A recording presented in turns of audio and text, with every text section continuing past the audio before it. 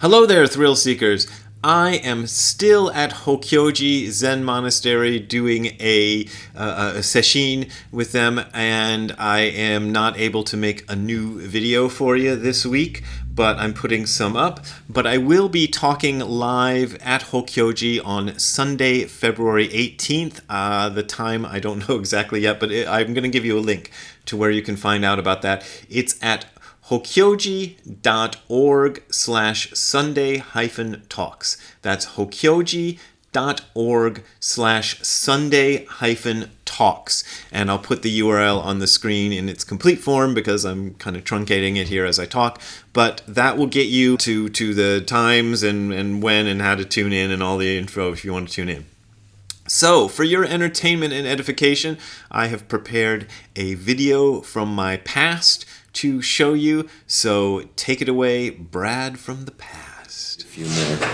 Each one of us, whether we know it or not, has Buddha nature.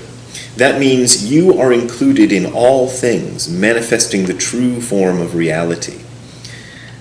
That Buddha nature stuff, if you try to study it intellectually, it just goes, I can't. I try. I have a book sitting by my bedside that I look at every once in a while, Tathagata Garbha and Atman or something. It's somebody trying to reconcile this sort of Hindu idea of Atman with the idea of Buddha nature. And there are Buddhists out there who reject the entire notion of Buddha nature because they say this is just sneaking the old Hindu concept of Atman, like a soul, in through the back door and claiming it as Buddhism when the Buddha rejected that idea. But I think if you read Dogen's ideas about Buddha nature, Busho, I think is the name of the chapter, which is usually just translated as Buddha nature. The sense I get from reading that is he's not describing a soul in the sense that we usually think of a soul as being this sort of what is a soul anyway? You know, I never could wrap my head around that one. It's sort of this little ghost that lives inside your body and packs up and leaves when you die or something like that. When I used to follow the Hare Krishnas around, they actually have drawings which show you what the soul looks like and where it is. So they like to take things very literally, and the soul is actually this little guy, and he lives in your heart, and he looks like Krishna, and he's usually like posed like this or something. And that's the guy, the little guy that leaves when you die and goes on and inhabits somebody else, like possession, and some people, when they read about the Buddha nature, they think the Buddha nature is something like that. It gets really complicated. There's all sorts of weird stuff, and my sense of a lot of these terms that come up in Buddhism is you're just trying to put words to something that's just you can't put words to, and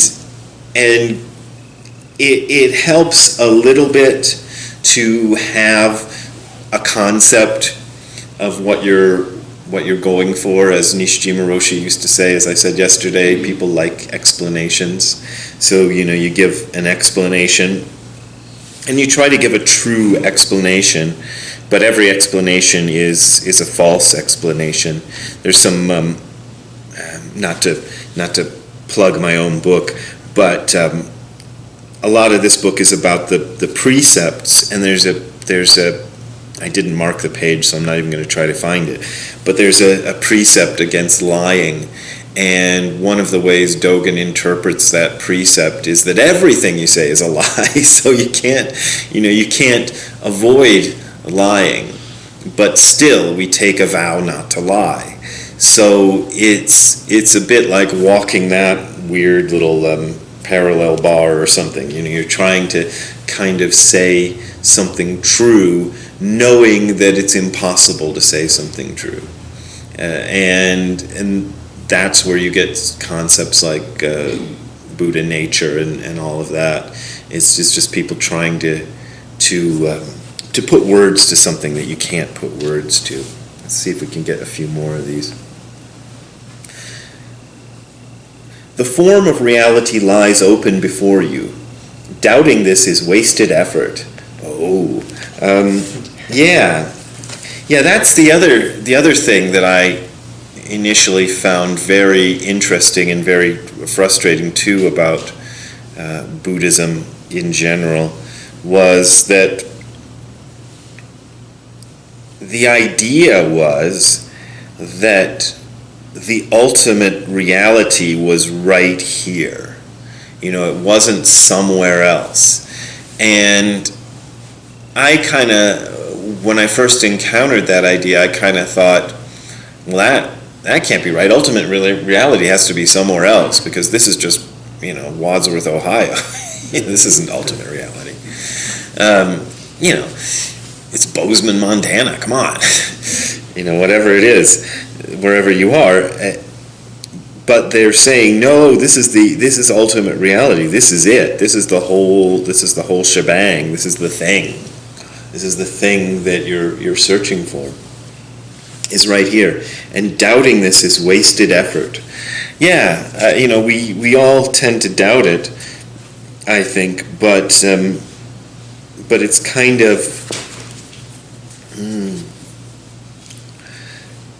I think it takes a long time for most of us to get to this point, and I think, at least I can tell you from my own personal experience, that it's easy to regress even once you got this point.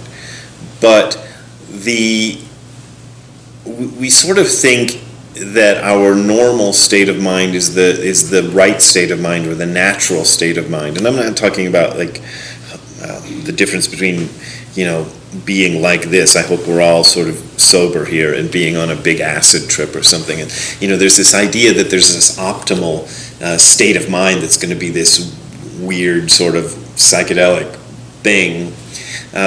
But they're not even saying that. They're saying this ordinary state of mind is the real thing, is the whole thing, and that is difficult to believe. This is why people take drugs and stuff. I always find it. Sorry to get on a rant here, but I always find it surprising and depressing. And it's been happening a lot lately, where somebody who's like a revered Buddhist master will suddenly decide, no, the answer is magic mushrooms. And there's a few famous people, I'm not going to name names, who've gone that direction. And I'm going, what was up with your practice that now you're thinking that the truth is found in the mushrooms and not not in the practice. But so this idea that the ultimate state of reality is this ordinary state right now is weird. God's not sitting here telling me how everything is right now, or maybe he is. Maybe this is how God tells me how everything is, and I'm just going, I want to go watch TV. Maybe I'm missing it. But I've kind of developed this outlook lately that is weird. That I kind of look at the things that happen day to day and moment to moment and go, is that what I'm supposed to be learning about? I kind of, at some point in my early practice, decided enlightenment wasn't for me, and I'm just going to see what being unenlightened is. I'm going to try to figure that out. That's the thing. That was sort of a good in for me to understand this practice, is just forget about enlightenment and just look at this, but also accept that this may not be what it appears to be. And now, I'll give you my little freak out story. I don't know if this will freak the rest of you out, but maybe it sort of was like a thing. It happened just recently.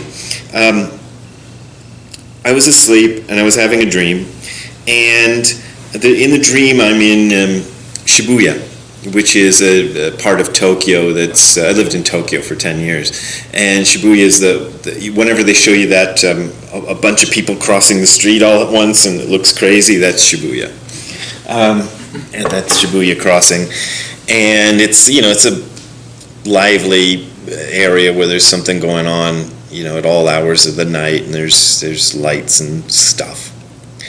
And so in the dream I'm in Shibuya, and I took a picture of something. I remember what it was, but it doesn't matter to the story. But I wanted to, with my phone, and I wanted to make sure the picture, I actually got the picture of things, so I'm trying to open the picture back, and nothing I would do to the phone would make that picture come out. I'm poking and doing this, hitting the thing, and nothing will make it come out. It's just not working. It's showing all kinds of other stuff, but it won't show the picture. And I thought, oh, this is something that happens to me in dreams sometimes, because it does, And it's something I've used a few times as a way to sort of get into a lucid dream or something, because I'm like, oh, the phone isn't working, maybe this is a dream. And I had that thought during the dream, and then I thought, oh, this isn't a dream. I'm just walking around Shibuya. This is definitely not a dream. So I put the phone away, and I'm just walking around, and I'm muttering under my breath to people as I pass them by, oh, you're just a character in my dream. You're just a character in my dream. And if you haven't lived in Japan as a foreigner, the thing is, if you did that in Shibuya, nobody would hear you, and even if they heard you, they wouldn't understand what you were saying for the most part. So you could get away with it. So I'm walking along, and suddenly some guy turns around and says, "Nani yutteru no?" Like he says, "What the hell are you saying?" And I'm like, "I'm sorry." I'm getting really apologetic to him. And then I woke up from that. But what was weird was that I was in this dream, completely convinced that it wasn't a dream. Like I thought that this might be a dream, and then rejected that. No, that's obviously not a dream. I can tell this isn't a dream. Then I woke up and I'm going, well, how do I know this isn't how do I know this isn't a dream? There's a few things you can do to sort of pinch yourself or whatever, prove to yourself it's not a dream. But we don't know that the kind of experience we're having and sharing is actually the ultimate experience, but it is a form of the ultimate experience, and so here it is, and here and just look at it and pay attention to it and see what it is. And to me, I make certain assumptions. I make all of the ordinary assumptions anybody else does about. For example, I assume that I flew here from Ontario Airport in Ontario, California, and got here 2 days ago, and now here I am in Bozeman, and I'm talking to you, and I have a history, and I grew up in Africa, and I lived in Japan, and all this. I make all those assumptions, but I also don't necessarily believe them.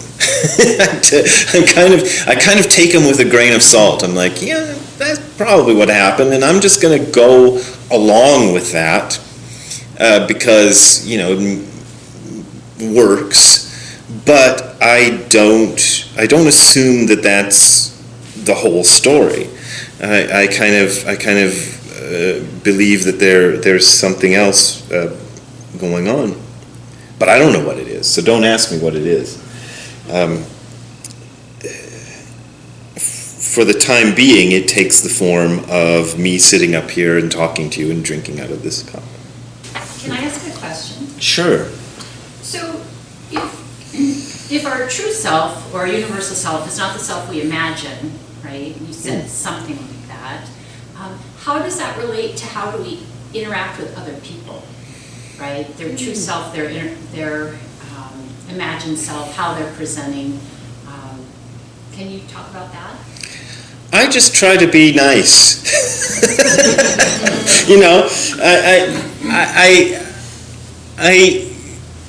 I just try to do it the ordinary way and try not to inflict any that sort of do no harm thing. I try not to be mean to somebody for no good reason, but I also realize that sometimes being nice to somebody and going along with their delusions isn't helpful, and that you can make somebody mad by not going along with their delusions, but sometimes that's a way to go too.